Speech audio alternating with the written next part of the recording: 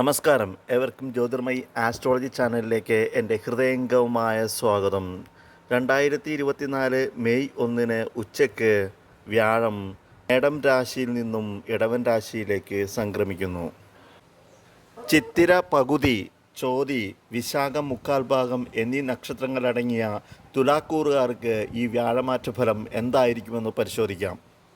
ഇത് ഒരു പൊതുഫലം മാത്രമാണ്. ജാതകൻ്റെ ഗ്രഹനിലയ്ക്കനുസരിച്ചും ദശാപഹാര സമയങ്ങൾക്കനുസരിച്ചും ഫലങ്ങൾക്ക് വ്യത്യാസമുണ്ടായിരിക്കും.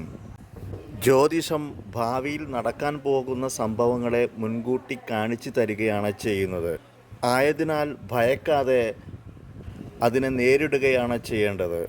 തുലാക്കൂറുകാർക്ക് അഷ്ടമ വ്യാഴക്കാലമാണ്. അതിനാൽ വളരെയധികം ശ്രദ്ധിക്കേണ്ട സമയമാണ്.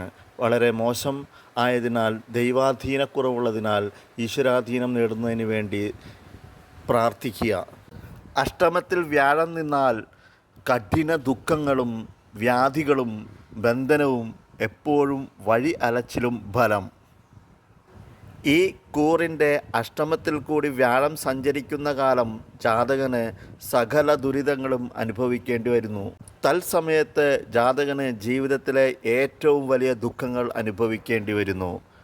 ദൈവാധീനക്കുറവ്, മേലുദ്യോഗസ്ഥരുടെ അപ്രീതി, മനസമാധാനക്കുറവ്, കാര്യങ്ങളിൽ തീരുമാനമെടുക്കുവാനുള്ള ശേഷിക്കുറവ്, ബുദ്ധിശൂന്യമായ പ്രവൃത്തികൾ, സ്ഥാനഭ്രംശം എന്നിവ സംഭവിക്കാനിടയുണ്ട്.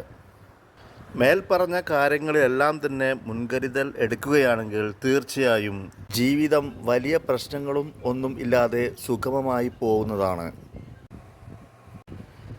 ബിസിനസ്സുകാരെ സംബന്ധിച്ചിടത്തോളം പുതിയ ഒരു ബിസിനസ് തുടങ്ങാത്തതാണ് നല്ലത്. ഒരു വർഷക്കാലത്തേക്ക് അത് വിജയിക്കാനുള്ള സാധ്യത കുറവാണ്. ഉള്ള ബിസിനസ് തകരാതെ ശ്രദ്ധിക്കുക. സാമ്പത്തിക ക്രയവിക്രയങ്ങൾ ചെയ്യുമ്പോൾ വളരെയധികം ശ്രദ്ധിക്കുക. വൃദ്ധജനങ്ങളെ സംബന്ധിച്ചിടത്തോളം ആരോഗ്യകാര്യങ്ങളിൽ പ്രത്യേകം ശ്രദ്ധിക്കേണ്ടതാണ്. ഈ പ്രശ്നങ്ങളെല്ലാം തന്നെ മുൻകൂട്ടി കണ്ടുകൊണ്ട് വളരെയധികം പ്ലാനിങ്ങോടുകൂടി മുന്നോട്ട് പോവുകയാണെങ്കിൽ തീർച്ചയായും ജീവിതം സുഗമമാക്കാൻ ഈ വർഷം സാധിക്കും. ഈ നക്ഷത്രക്കാർക്ക് എല്ലാവർക്കും തന്നെ വളരെയധികം ഗുണപ്രദമായിട്ടുള്ള സംഭവങ്ങൾ വർദ്ധിക്കട്ടെ എന്ന് ആശംസിച്ചുകൊണ്ട് നിർത്തുന്നു. നന്ദി, നമസ്കാരം.